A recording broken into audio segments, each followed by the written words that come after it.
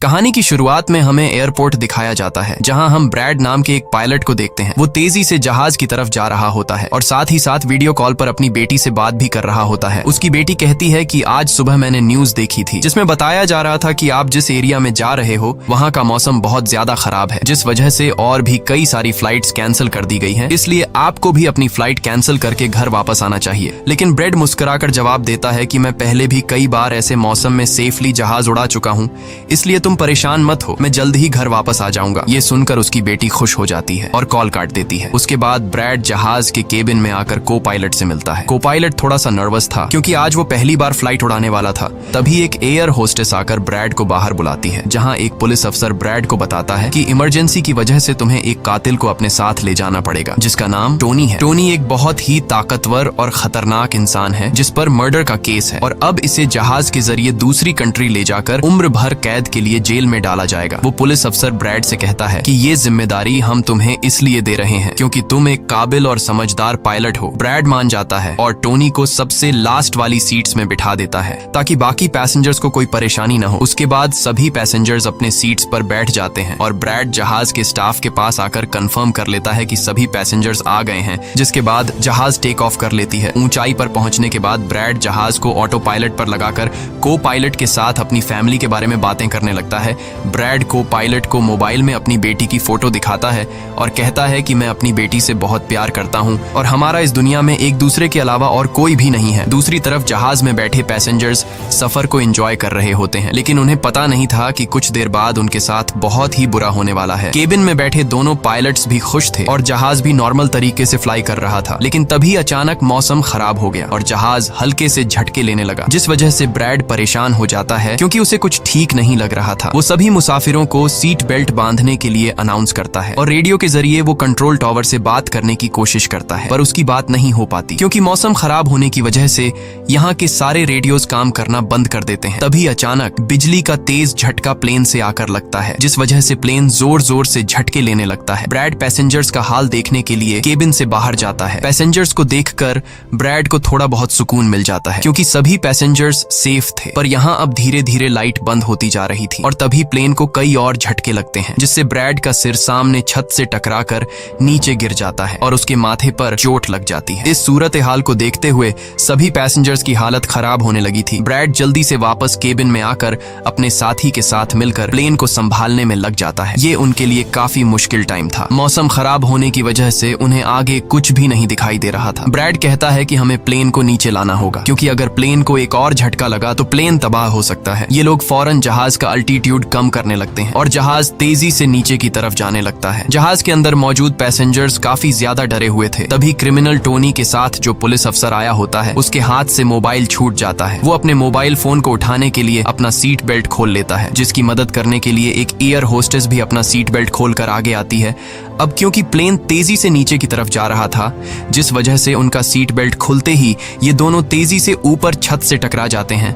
ये दोनों इतनी तेजी से छत से टकराते हैं कि उनकी तुरंत मौत हो जाती है। इतने में जहाज काफी कम अल्टीट्यूड पर आ जाता है और किसी तरह करके ये दोनों पायलट जहाज को कंट्रोल कर लेते हैं। लेकिन अब जहाज में ज्यादा पावर नहीं बची होती, इसलिए ब्रैड जहाज को एयरपोर्ट तक नहीं पहुंचा सकता था, जिस वजह से ब्रैड जहाज को नीचे लाकर समंदर में क्रैश लैंड करने का सोचता है। लेकिन तभी ये दोनों कुछ दूर एक आइलैंड देख लेते हैं, जिसके बाद ब्रैड जहाज की डायरेक्शन आइलैंड की तरफ कर लेता है और आइलैंड पर लैंड करने का फैसला करता है। कई मुश्किलों के बाद ब्रैड इस आइलैंड पर मौजूद एक रोड पर फाइनली इमरजेंसी लैंड कर लेता है। लकीली इस इमरजेंसी लैंडिंग में सभी पैसेंजर्स सही सलामत होते हैं और किसी को भी चोट नहीं आती। तभी जहाज में पीछे शॉर्ट सर्किट होता है, जिससे देखकर ब्रैड खुश हो जाता है क्योंकि जहाज में अभी भी थोड़ी बहुत बिजली बची हुई थी। सभी पैसेंजर्स के जहाज से उतरने के बाद एक एयर होस्टेस कैप्टन ब्रैड को बताती है कि क्रिमिनल टोनी को ले जाने वाला पुलिस अफसर मारा गया है और एक एयर होस्टेस भी मारी गई है। ये सुनकर ब्रैड बहुत ज्यादा मायूस हो जाता है। दूसरी तरफ एयरलाइन कंपनी का मालिक देखता है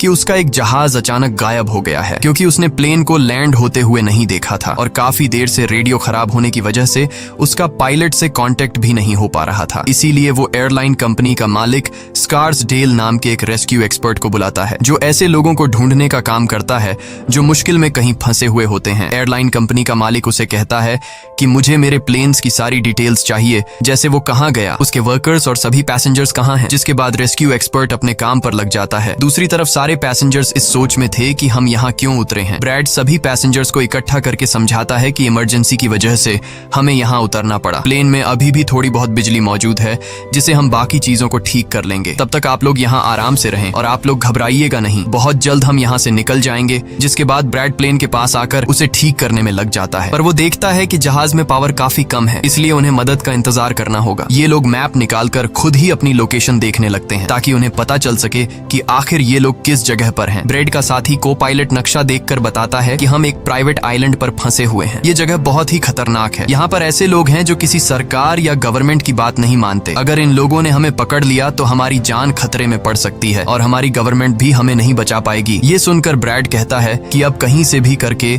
हमें अपनी रेस्क्यू टीम को यहाँ पर बुलाना ही होगा ताकि वो आकर हम सबको बचा ले, क्योंकि यही एक रास्ता है यहाँ से निकलने का। जिसके बाद ये दोनों मदद बुलाने के लिए रेडियो ठीक करने लगते हैं, लेकिन आसमानी बिजली के टकराने से रेडियो बिल्कुल खराब हो चुका था। अब ब्रैड सभी पैसेंजर्स के पास आकर उन्हें बताता है कि किसी खराबी की वजह से रेडियो काम नहीं कर रहा, लेकिन आप सब परेशान मत हो। ब्रैड उन्हें तसल्ली देता है कि हम आइलैंड के दूसरी साइड पर जाकर रेडियो को ढूंढेंगे और कंट्रोल टावर को अपनी लोकेशन बताकर रेस्क्यू टीम को यहाँ पर भेजने के लिए कहेंगे, जो आकर आप सब लोगों को बचा लेंगे। और यहाँ ब्रैड एक बहुत बड़ा कदम उठाता है। वो कहता है कि मेरे साथ टोनी जाएगा। ये कहकर वो टोनी की हथकड़ी खोल देता है। यहाँ ब्रैड जहाज के कोपायलट से कहता है कि तुम जहाज की पावर को रिपेयर करने के काम पर लग जाओ। मैं जल्द ही किसी भी कॉन्टैक्ट के जरिए रेस्क्यू टीम को यहाँ तक लाने की कोशिश करूंगा। जिसके बाद टोनी और ब्रैड रेडियो ढूंढने के लिए जंगल की तरफ निकल पड़ते हैं। रास्ते में टोनी ब्रैड को उस पर भरोसा करने के लिए थैंक्स कहता है। अब हम इस आइलैंड पर रहने वाले आतंकवादी ग्रुप को देखते हैं, जिनके पास एक आदमी दौड़ कर आता है और वो आदमी उस ग्रुप के लीडर को बताता है कि यहाँ आइलैंड पर एक प्लेन आकर रुका है इमरजेंसी की वजह से और उसके अंदर बहुत सारे लोग हैं जो अलग अलग कंट्रीज से हैं। ये सुनकर ग्रुप का लीडर उस आदमी को कुछ पैसे देता है और ग्रुप का लीडर अपनी टीम से तैयार होने को कहता है। आइलैंड के जंगल में ब्रैड और टोनी आगे बढ़ रहे होते हैं। टोनी ब्रैड से पूछता है कि तुमने मुझे आजाद क्यों किया और अब मुझे कहाँ लेकर जा रहे हो। तब ब्रैड उसे कहता है क्योंकि मैं तुम्हारी वजह से सबको खतरे में नहीं डाल सकता और यहाँ एक खतरनाक आतंकवादी ग्रुप है जिसका मेरे साथ मिलकर तुम्हें सामना करना है। तब टोनी ब्रैड से कहता है कि मैं एक मिलिट्री बैकग्राउंड से हूँ और मैं यूएस मिलिट्री में कई साल ड्यूटी कर चुका हूँ। कुछ ही देर में पीछे से टोनी की आवाज आनी बंद हो जाती है। जब ब्रैड पीछे मुड़कर देखता है तो टोनी वहाँ नहीं था। वो ब्रैड से अपनी जान छुड़ाकर भाग चुका था और अब ब्रैड अकेले ही जंगल में आगे निकल पड़ता है। जंगल में आगे बढ़ते हुए ब्रैड एक खाली पड़ी फैक्ट्री में जाता है जहाँ वो एक टेलीफोन को ढूंढ लेता है, लेकिन वो पुराने जमाने का टेलीफोन खराब पड़ा हुआ था। जिसके बाद ब्रैड साइड पर लगे उस टेलीफोन के तार जोड़ने लगता है और टेलीफोन काम करने लग जाता है। ब्रैड जल्दी से कंपनी के हेल्पलाइन पर कॉल करता है। ब्रैड हेल्पलाइन को अपनी लोकेशन और सब कुछ बता देता है, लेकिन लाइन में कोई गड़बड़ी होने की वजह से सामने वाले इंसान तक उसकी आवाज ठीक से नहीं पहुंच रही होती, जिस वजह से हेल्पलाइन वाले ब्रैड की कॉल काट लेते हैं। तब ब्रैड को एक आइडिया आता है। वो अपनी बेटी को कॉल करता है और उसे अपनी लोकेशन और बाकी सारी चीजें एक पेपर पर लिखकर उसके ऑफिस तक पहुंचाने को कहता है। तभी बातचीत के दौरान पीछे से एक आदमी आकर ब्रैड पर हमला कर देता है, लेकिन ब्रैड उसे काफी मुश्किल से काबू कर लेता है और उस आदमी को मार मार कर बेहोश कर देता है। तभी ब्रैड को महसूस होता है कि एक और आदमी इस कमरे में आ रहा है, इसीलिए जल्दी से वो छिप जाता है। पर वो आदमी कोई और नहीं बल्कि टोनी था, जिसने बहुत सारे गुंडों को मारकर उनके हथियार ले लिए थे। और वो ब्रैड को आवाज देता है कि डरो मत, बाहर निकलो। फिर जब ब्रैड सामने आता है तो टोनी ब्रैड को एक बंदूक पकड़ा देता है उसकी हिफाजत के लिए। उसके बाद ये दोनों जब फैक्ट्री के नीचे वाले फ्लोर में आते हैं तो यहाँ उन्हें एक कैमरा मिलता है, कैमरा की रिकॉर्डिंग और वहाँ पड़े पासपोर्ट से इन्हें पता चलता है कि इस आइलैंड पर रहने वाले आतंकवादी लोगों को किडनैप करके उनकी फैमिली से काफी बड़ी रकम की डिमांड करते हैं। और जब किडनैप किए हुए बंदे की फैमिली की तरफ से उन्हें पैसे मिल भी जाते हैं तब भी ये लोग उसे छोड़ने के बजाय मार देते हैं। ये देखकर ब्रैड समझ जाता है कि हमारे पैसेंजर्स भी खतरे में हैं। जिसके बाद ये दोनों बाहर निकलते हैं और सामने उन्हें एक गाड़ी दिखाई देती है। ये गाड़ी उस आतंकवादी की थी जो कुछ देर पहले ब्रैड के हाथों मारा गया। अब ये दोनों बाहर खड़ी गाड़ी में बैठ जाते हैं और अपने पैसेंजर्स की तरफ जाने लगते हैं। उधर सभी पैसेंजर्स ब्रैड के इंतजार में बैठे हुए होते हैं कि ब्रैड जल्द ही उनके लिए मदद लेकर आ जाएगा। तभी उन्हें किसी गाड़ी की आवाज आती है। गाड़ी की आवाज सुनकर ये लोग खुश हो जाते हैं और ये लोग समझते हैं कि ब्रैड उनके लिए रेस्क्यू टीम बुला लिया है। लेकिन ये रेस्क्यू टीम नहीं बल्कि इस आइलैंड पर रहने वाले आतंकवादी थे। वो लोग गोलियां चलाकर सभी पैसेंजर्स पैसेंजर्स को डराने लगते हैं। उन गोलियों की आवाज ब्रैड और टोनी ने भी सुन ली थी, जिसके बाद ये लोग कार की स्पीड बढ़ाकर जल्दी से प्लेन तक पहुंचने की कोशिश करते हैं। आतंकवादी ग्रुप का लीडर एयर होस्टेस से सभी यात्रियों की लिस्ट मांगता है। डर के मारे जल्दी से एयर होस्टेस उसे लिस्ट ला कर दे देती है। फिर गैंग का एक आदमी को पायलट से पूछता है कि तुम्हारा सीनियर पायलट कहाँ पर है, जिस पर को पायलट बताता है कि किसी काम से वो जंगल में गया था पर अभी तक वापस नहीं आया। तभी वहाँ पर ब्रैड और टोनी भी पहुंच जाते हैं, लेकिन ये दोनों चुपके से दूर से इन लोगों को देख रहे होते हैं। इसी दौरान एक औरत वहाँ से भागने की कोशिश करती है, पर वो लोग गोली चलाकर उसे मार देते हैं। ये देखकर ब्रैड उनकी मदद करने के लिए जाता है, पर टोनी उसे रोक लेता है और टोनी कहता है कि तुम शांत रहो, अभी जाना ठीक नहीं। गैंग का लीडर सभी पैसेंजर्स को एक बस में बैठा लेता है और गैंग का लीडर अपने 2 साथियों को वहीं छोड़कर उनसे कहता है कि जाओ, जहाज के अंदर जो भी कीमती सामान है उसे ले आओ। जिसके बाद ये लोग सभी पैसेंजर्स को अपने अड्डे पर ले जाने लगते हैं।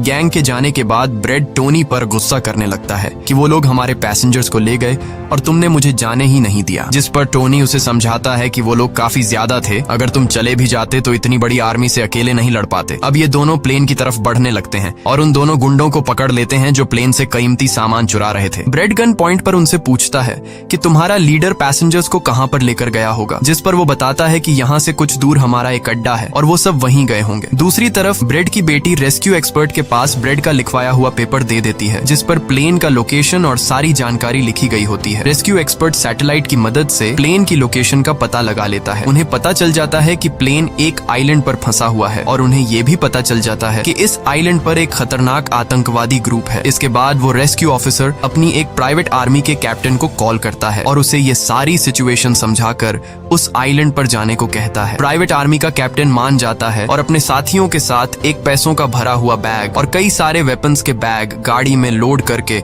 उस आइलैंड पर जाने के लिए रेडी हो जाते हैं। दूसरी तरफ ब्रेड देखता है कि उन आतंकवादियों के ले जाने से पहले जहाज के को पायलट ने जहाज का पावर सिस्टम रिपेयर कर लिया था और ब्रेड देखता है कि जहाज में पावर वापस आ गई है, जिसे देखकर वो बहुत खुश हो जाता है। अब ब्रेड आने वाले प्राइवेट आर्मी टीम के लिए अपनी यूनिफॉर्म पर एक मैसेज लिखकर छोड़ देता है और टोनी के साथ उस जगह पर निकल पड़ता है जहां गैंग वाले प्लेन के सभी पैसेंजर्स ले गए थे। जंगल के रास्ते से होते हुए ये दोनों उन आतंकवादियों के अड्डे पर पहुंच जाते हैं और ये दोनों गाड़ी से निकलकर चुपके से उस जगह में घुस जाते हैं जहां वो सारे गुंडे पैसेंजर्स को डराकर उनकी वीडियोस बना रहे थे ताकि ये वीडियोस इनकी फैमिली को भेजकर उनसे पैसे वसूल सकें। दूसरी तरफ रेस्क्यू एक्सपर्ट की तरफ से भेजी गई प्राइवेट टीम भी प्लेन के पास पहुंच जाती है, पर उन्हें वहां जब कोई नहीं मिलता तो टीम का लीडर प्लेन के अंदर जाकर चेक करता है जहां उन्हें 2 लोगों की लाशें मिलती हैं। ये वो 2 लोग थे जिन्हें गैंग के लीडर ने प्लेन में से सारा कीमती सामान चुराने का कहा था, लेकिन ब्रेड ने उन दोनों को मार दिया। प्राइवेट टीम के कैप्टन को ब्रेड का छोड़ा हुआ मैसेज भी मिलता है जो उस आतंकवादी गैंग के अड्डे तक आने का रास्ता था। आतंकवादियों के अड्डे पर टोनी और ब्रेड चुपके से उन पर नजर रखे हुए थे और जैसे ही उन्हें मौका मिलता है ये दोनों चुपके से पीछे से आकर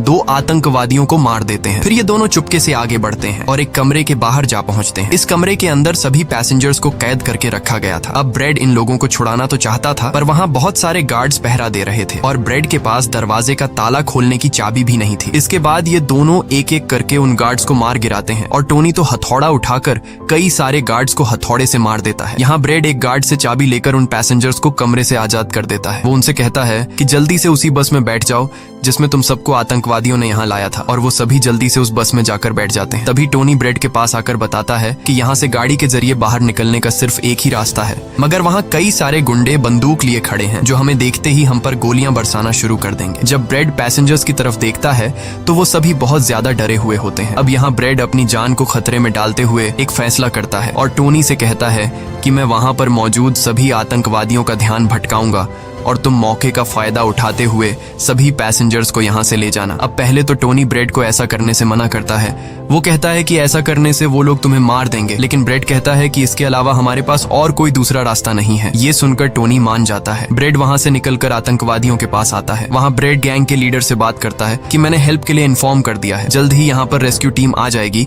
इसलिए सभी पैसेंजर्स को यहाँ से जाने दो। ये सुनकर सभी गैंग वाले ब्रेड पर हंस पड़ते हैं और ब्रेड को पीटने लग जाते हैं। गैंग का हेड कहता है कि ऐसे कैसे इसे छोड़ दूं, पैसों के बिना मैं किसी को नहीं छोड़ता। और अब जैसे ही ये लोग ब्रेड को मारने वाले होते हैं तभी वहां पर प्राइवेट रेस्क्यू टीम पहुंचकर आतंकवादियों पर हमला कर देती है और काफी देर तक गोलीबारी करने के बाद गैंग के कई सारे लोगों को मारकर वो ब्रेड को छुड़ा लेते हैं और ब्रेड को बस में उठाकर यहाँ से निकल जाते हैं। यहाँ गैंग का लीडर देखता है कि उसके कई सारे साथियों के साथ उसका छोटा भाई भी मारा गया। ये देखकर वो बहुत ज्यादा गुस्सा हो जाता है और कसम उठाकर कहता है कि वो इन लोगों में से एक को भी नहीं छोड़ेगा और सभी को चुन चुन कर मारेगा। इसके बाद वो अपनी टीम से कहता है कि जल्दी से तैयारी कर लो, हम जल्द ही इन लोगों को मारने के लिए निकलेंगे। बस में प्राइवेट टीम का कैप्टन सभी को बताता है कि हम बस 5 लोगों की छोटी सी एक प्राइवेट टीम है जो बस तुम्हें यहाँ बचाने के मिशन पर आए हैं और हम कोई रेस्क्यू टीम नहीं है। रेस्क्यू टीम को यहाँ आने में कुछ टाइम और लगेगा। ये सुनकर ब्रेड घबरा जाता है और कहता है कि हमारे पास टाइम नहीं है क्योंकि गैंग वाले जल्द ही हमारे पीछे आएंगे और हमें देखते ही मार डालेंगे। पर मेरे पास एक आइडिया है। जहाज के पास पहुंचते ही ब्रेड सभी पैसेंजर्स से कहता है कि जहाज में पावर वापस आ चुकी है, यानी अब जहाज स्टार्ट हो जाएगा और हम लोग फौरन यहाँ से निकल जाएंगे। इसलिए आप सब लोग जल्दी से जहाज में बैठ जाओ क्योंकि हम रेस्क्यू टीम का इंतजार नहीं कर सकते। उन्हें यहाँ आने में वक्त लगेगा और अगर हम यहाँ रुके